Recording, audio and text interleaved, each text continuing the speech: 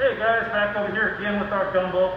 I forgot to mention to you at the vegetable table, the scrap bucket. When we set up our stations in the classroom, that's an essential part of your station. You're going to have a place for your scraps to be so they don't wind up finding their way into your food. As far as my mies, I've got my tattoos. It doesn't have to be this pan, but you do want something with a heavy bottom because we are going to be cooking a roux for a long amount of time. I favor this because it does the job for us. It gives you a good wide view of what's happening. I've got my chicken stock or the consomme that we made in class right here available. If you didn't get your consomme yet made, or maybe you didn't feel like yours turned out, runner up, you could use that bouillon that I provided in your kit. As far as utensils, wooden spoon to stir your roux, something along the lines of a slotted spoon to pull your chicken out, and over here it's going to be a landing place for my cooked chicken. Alright, so let's get on with our prep. We've got over here the ingredients for the Holy Trinity, right? That's that peppers, onions, and celery. Here's a link of our smoked andouille, right? This is a smoky Cajun sausage, a little bit like a hot link. And if you're not a pork fan, I also brought in those chicken New Mexico chili, which are a very good substitute.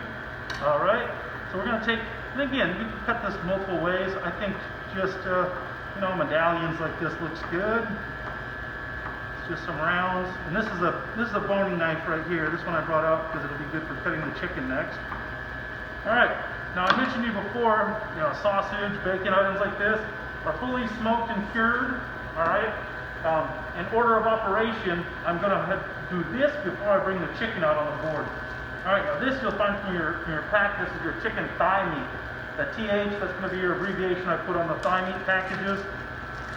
Further into the course, we'll get more into discussing, why we favor certain cuts of meat for certain preparations.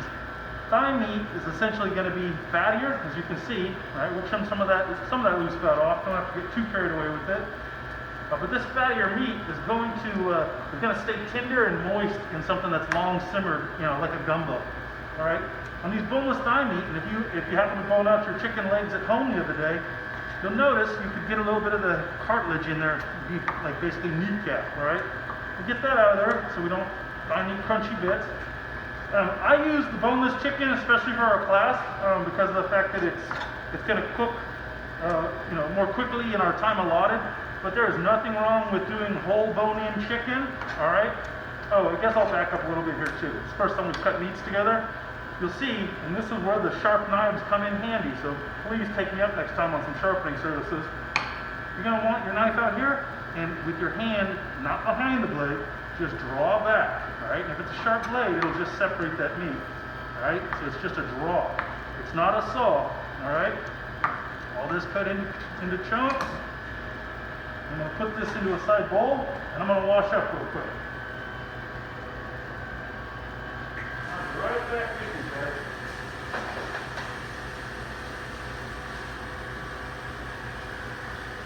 Alright.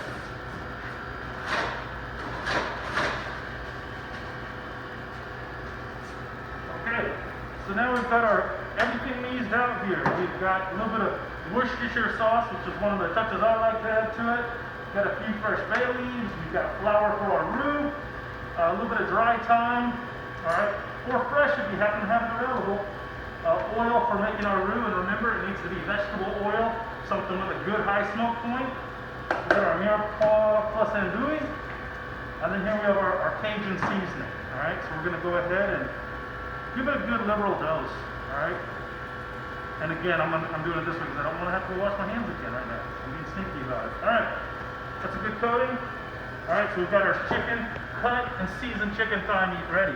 Now we're going to go ahead and brown it in that heavy bottom pot and then reserve the meat. That's a term we'll use again and again and again.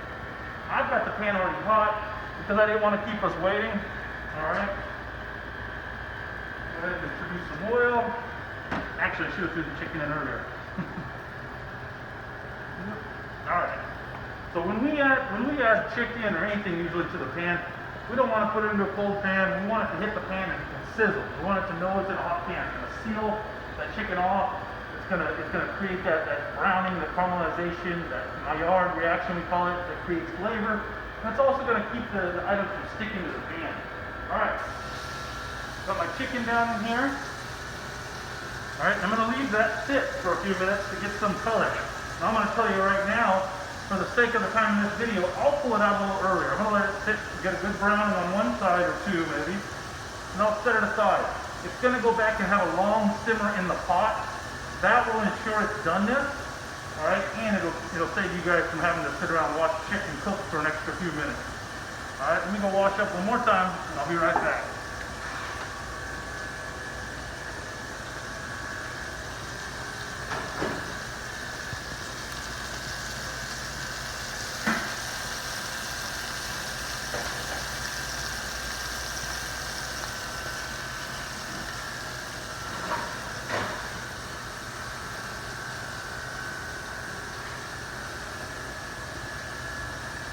All right, the chicken's over here doing its thing. You know, couple points here about anytime you're sauteing or pan frying, you want to make sure you don't overcrowd the pan. What I mean by that is, you don't want to pile the pan up too deeply. You won't give enough surface area for all the meat to get contact. You'll also draw the heat out of the pan and get inconsistent cooking. All right. The next thing is, it's one of my pet peeves. Stop stirring the pan. Right? You're not going to get any color on that if you keep turning it and stirring it. And the color is where that flavor happens. Leave it sit. In that regard, you might be better off cooking at home right now because I'm out of your business and you're doing your thing. Alright? Let's have a look over here. And again, it should sit longer, but I'm going to get a little color already. And of course, usually we have the fan going on here, but I don't want to do that in the video. So, we're getting a little coloration, not a lot.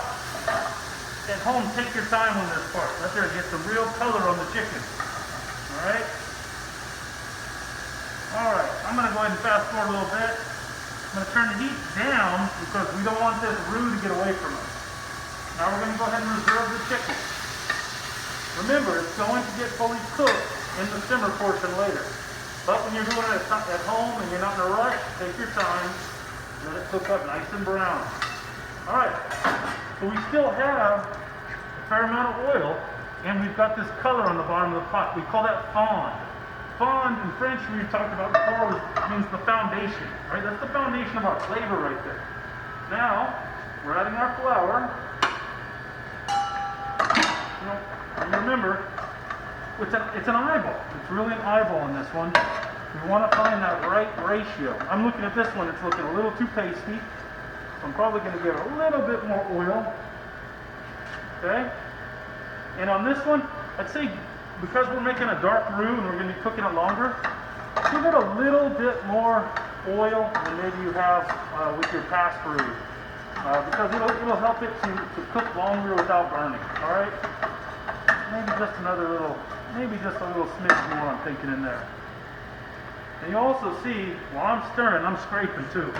Trying to loosen up as much of that color off the bottom of the pot as possible. All that builds flavor into our dish. Alright?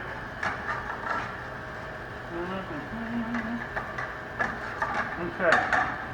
So now I'm going to go ahead and turn the heat up a little bit for my end. Now at home, again, if you're comfortable with cooking at a little higher heat, feel free. But especially if it's your first time with making a dark roux, which we're gonna assume that it is for everyone at this point, take your time, lower heat, right? Because it doesn't take much to take it from a nice brown to burnt. If you were here in the room, you start to pick it up already. There's a little bit of a kind of a popcorny, kind of a nutty aroma coming off of this. It's similar like if you ever toast some rice, you know, to make some type of a pilaf dish at home. You get that same effect. Oh yeah, you picking that up? Yeah, so we got we've added our flour into our used oil, all right, and we're making a roux. You guys remember on that Justin Wilson video that we watched 2 days back? You know, he suggested, you know, not using the same oil from frying the chicken. But as we talked about, you know, gumbo is a family dish. Everybody has their ways of doing it, has their preferences. And I'm not going to get 100% behind anybody's method, but I do like mine. All right, get over here now. You see that starting to pick up some color. All right, now we're getting into it. But you also see some smoke coming off of that pan. When you see smoke come off the pan, turn the knob down. What that tells you is the oil that you're cooking with is getting to its smoke point, which means it's close to breaking down and burning. So we still got a lot of heat in that pan. All right. Go ahead and continue stirring it off the heat. All right. Now we got it back under control a bit. Just bring it back up and let it continue. Now, from this point, I'm going to leave it up to your preference. If you want to push it and go for that nice chocolate roux, that's your option. If you think you like to play a little safer, that's your option too. You may or may not be ready for that full, deep, smoky flavor of that chocolate roux.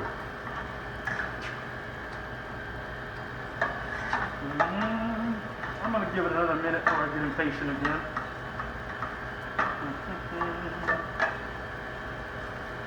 Yeah. Alright. Maybe at another time I'll do you a video and show you just how dark we can take the roux. But for now, I'm gonna go ahead and pull the plug on this one at this nice chocolate, or nice peanut butter color rather. Alright? So you can see the pan is smoking again. So at this point, I'm gonna turn the heat off on this pan because I don't want that roux to continue cooking. Now, we're gonna cook the heat out of it by adding in all of our mirepoix ingredients, all right? That's the onions, the celery, the pepper, the andouille sausage, and our garlic, all right? So all these cold ingredients are taken, see the heat's off. But there's still a lot of residual heat in the pan and in the roux itself. On these, oh, I can pick up the smell off that. That smells pretty good. Even through the mask, I can smell this one. See, now that I see the pan is getting neutralized as far as the heat, go ahead and turn it back on and lower our temp.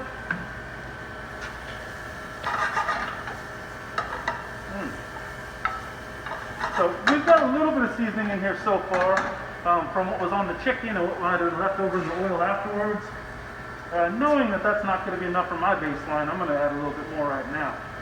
One thing we've talked about in this class already is seasoning to taste. All right. That means for you, you're going to be tasting your food, all right, continually through the process and making determinations. Oh, and again, this is our dry thyme I'm adding in there. I love thyme, not everybody does. So again, you're going to find out your own preference. All right, you see now the bottom of that pot has come pretty much clean, right? Most of whatever was stuck before, the foam, has made its way loose. Most of that's going to happen because once we add the vegetables, they're going to release some of their moisture, and that's going to help with deglazing the bottom of the pan. All right? Like you saw in some of the recipes, or if we were doing it together here at school, I would probably distribute you guys a couple ounces of cooking wine each. Some recipes even will use beer at this point to deglaze and reduce through the pan.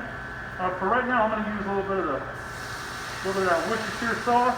That's just a flavor I've always been fond of. Alright, so now, even though there's so much going on in there, besides the vegetables and the meat, what we have is our basic roux once again. We've got a dark roux. Alright, be careful with your pot. And I like to bring my stock to heat first because we won't have to wait for it to heat up to thicken. Alright, you should get in there, mix in with a bit of flour, stir it through. Because we've turned the flour into a roux, gelatinized those starches, we don't get a lumpy consistency. We get a nice smooth thickening. All right, you see that? So maybe not as thick as a gravy, but that's going to be more. This will be more characteristic, for a thickness for a gumbo. And at this point, I'm going to wrap it up here pretty quick. But at home, you're going to let it go to a low heat. You're going to allow this process to simmer for 30 minutes, an hour. You're at home, there's no rush. Allow it to really simmer, develop its flavor. As you see the reduction happening, add a little bit more stock as necessary. Okay? And then remember from the video, they use some type of a mucilaginous vegetable for a thickener. The video, and traditionally they will use okra because okra is very prevalent in the South. Like we spoke about yesterday in class, a mucilaginous vegetable we might have around here would be nopales. We could try nopales in there for that same mucilaginous effect to provide a little bit of thickening, and also to use what's our local product. All right, so a little more stock on liking. At this point, we'll take and return the reserved chicken. Okay, and look at this. Look at all that good juice that it gave off inside the dish. That also will come back in. And now you know what? I'm always going to check my knees again to make sure I haven't forgotten to put anything in the dish. So again, I guess I kind of breezed over a few of these.